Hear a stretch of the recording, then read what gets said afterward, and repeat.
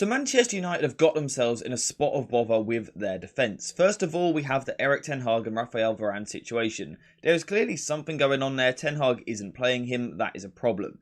Now, to be fair, someone like Harry Maguire has stepped up in the absence of Varane and played absolutely brilliantly. However, even in the case of Harry Maguire, we know that Ten Hag isn't his biggest fan because he didn't play for all of last season. And even whilst Harry Maguire has been very good this year, we can still see that Manchester United's defence has been pretty terrible. So I think we all agree that United need certainly depth, but also more quality at centre-back. However, there's also talks that Sir Jim Ratcliffe really wants to build a base around homegrown talent. So that's another issue we need to try and address. However, I might have found the perfect cheap-ish solution in a transfer market. A centre-back who adds depth to both sides, the left centre-back and right centre-back position. Someone who could be a future starter, ticks all the physical boxes we need, the technical boxes, and is also English. It is Nathan Wood of Swansea. So let's take a look at him as a player and see why I think this could be a really smart bit of business. So Nathan Wood is 21 years old, ticking that box of trying to recruit for the future, building a side which can compete at the top level for a long time. He also stands at 6'3" tall and is an absolute powerhouse. He's got a very, very muscular build, brilliant upper body strength, but he's also good with the lower body as well. Strength in his legs, he's a very, very good player. Physically very strong, very, very fast, very athletic, and a brilliant stride length. So from a physical point of view, he ticks a lot of the boxes which the current United defence lacks. Someone like Lisandro Martinez doesn't offer the same height and strength. Harry Maguire doesn't offer the same speed. Nathan Wood does a really good job of combining those two attributes. And he's also really good on the ball as well. And that is seen in his base FBref report, where I want to focus on his passes attempted, his pass completion, and also his progressive carries. Because for me, this is a really good technically gifted player. And if he was to play in defence, that is something that he would bring to United. Whether that be on the left side or the right hand side, he's very, very good on the ball. And in particular, what I like about Wood is he is one of those centre-backs which takes his time on the ball and takes extra touches. He's not the most expansive passer in the world, but he is just so comfortable with the ball at his feet under pressure. So in a situation like this, he will take extra touches on the ball, luring the opposition onto him before then releasing the ball. And of course, I've spoke about this time and time again. This opens up space for other players. So it almost puts more pressure on yourself, but makes it easier for someone else. Having a player at the base who can do that is such a valuable thing to have. One of the reasons he's so good on the ball also is because he does this thing where he puts his studs on the ball. Now, the benefit of putting studs on the ball is that one, once again, it attracts the opposition, but also it makes it much easier to manipulate the ball to either side. If you have the ball under your studs, you can just simply roll it to the left or to the right. Whereas if you are using the inside of your foot, it's more of an adjustment to move the ball. It takes a split second longer, which at the top level makes a big difference. So Nathan Wood is very good on the ball, and he's a very confident passer. What I also like is that even when he's given a bit of a poor pass, I guess, a bit of a bobbly pass, he's really good at quickly sorting his feet out to make sure that he still keeps the ball for his side. Some defenders can be kind of caught flat-footed a little bit when they receive a bad pass. Not Nathan Wood, he's really good at repositioning himself, sorting his feet out and releasing the ball. And that is helped by the fact that he can use both feet. Yes, he is right-footed, but his left foot is good on the ball as well. He can pass with his left foot, he can clear with his left foot. It makes him very strong in that area. Now, in terms of perhaps where I would like to see him improve on the ball, it would be a case of more progressive passes.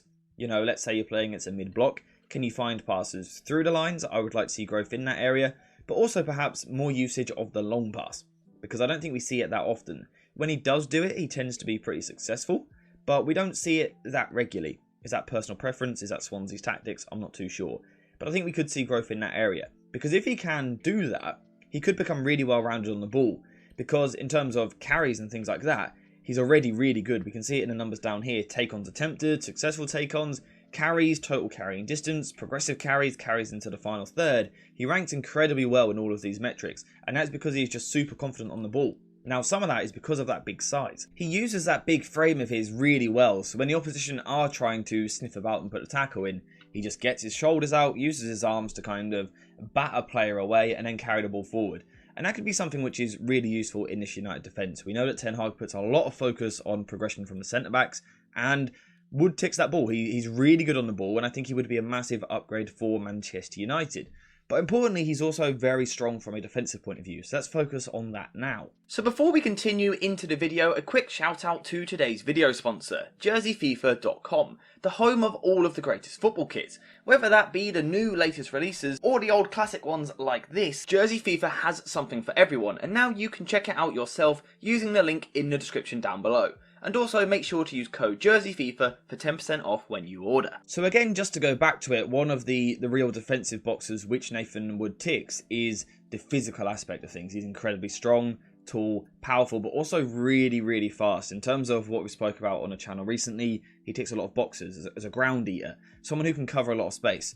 So let's say when you're trying to defend high up the pitch, or you're playing an expansive game, you commit men forward, suddenly or occasionally you're going to lose the ball, and you're going to get counter-attacked. Wood is the sort of player who is more than comfortable eating up this sort of ground. And once in these positions, he's a good defender. Not only is he quick, strong, physical, technically he does defend well. And what I like the most about him is the ability to accelerate and then decelerate as he gets towards the ball. So it's one thing having a lot of pace to get out here. However, one thing which is really important at top level football is being able to match the stride length of the player dribbling with the ball. Of course, when you are the player dribbling, you should be in control of the situation. You can slow it down, you can speed it up, you're in control. It's on the defender to try and match that. Wood is someone who does it really well. He moves his feet incredibly well, and like I said, he can accelerate, decelerate to make sure he's strong in these positions. And it is ranked, it is shown, or reflected I think I was trying to say, in his FBref report here, where percentage of dribblers tackled, 93rd percentile with 76.7%. Challengers lost the 86th percentile.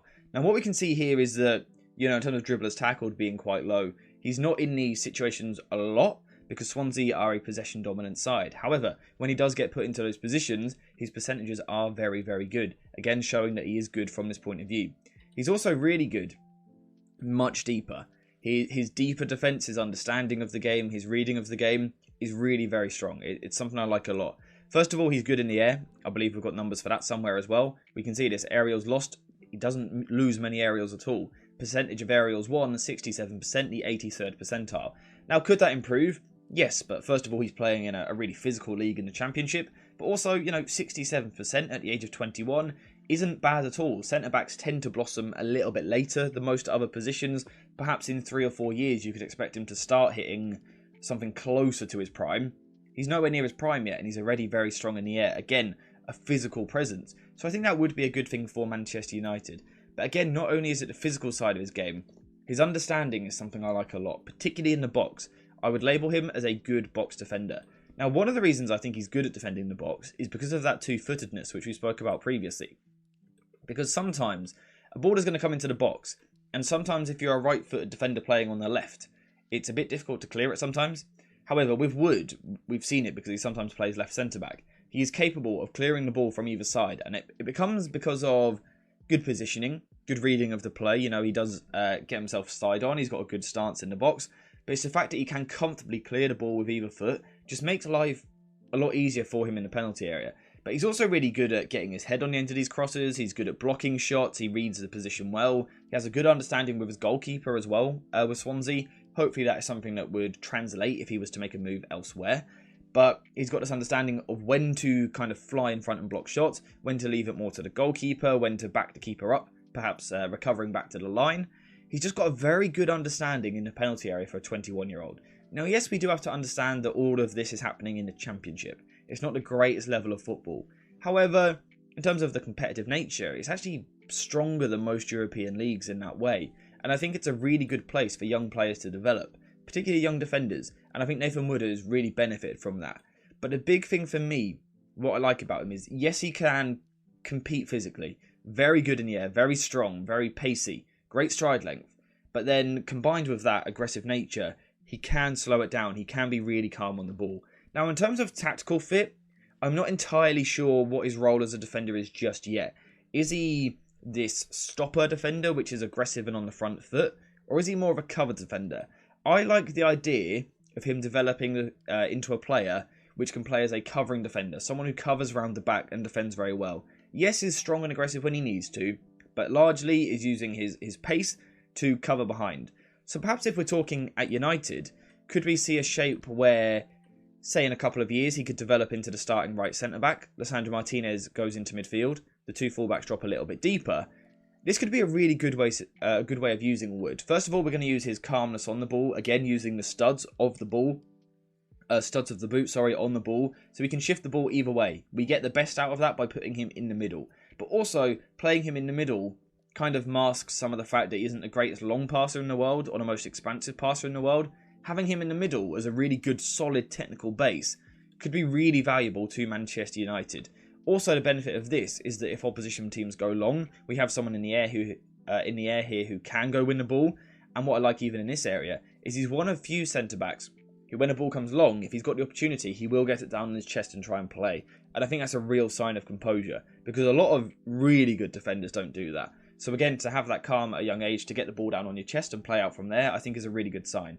But I think tactically, it could be quite a nice fit. Being this player in the first phase who is very comfortable taking people on, at times taking too many risks, but again, he's a young player. But having that blend of technical ability, but also aggression, but also the speed to be a covering defender, he's also got the strength. I think he would tick a lot of boxes. The question would be actually over the pure quality level. How good is he going to be in his career? And it's very difficult to judge. He's currently playing in the Championship, 21 years old, and at the moment he's actually got a back injury, so he is missing a lot of football and potentially key development. So I wouldn't necessarily say this is a signing which United should rush into, but perhaps come the summer, if he can get fit and play a season for Swansea, just keep an eye on him being a potential slightly cheaper option. Rather than going out and spending 70 million on one centre-back, could you spend 30 to 40 million on two centre-backs, really rebuild your defence? Nathan Wood could be a big part of that. Like I said, he ticks that homegrown box which we were talking about at the start. I really think he does tick a lot of boxes, so I definitely think he's a player that you should be watching. In terms of for today's video, we are finished there because he's a player which I haven't really watched enough yet to really give you a concrete view or concrete suggestion. So basically, my plan now is to go watch him more, and I suggest that you guys do the same. But get in the comments down below. Have you seen Nathan Wood? If you have, what do you think he's good at? What would your concerns be? If you haven't seen him, do you like what I've described him as here? What would you like to know more about? Again, get in the comments down below and let me know all of that good stuff. Because for today's video, we are finished there. So thank you guys for watching. I hope you have enjoyed it. And as always, I'll see you in the next one.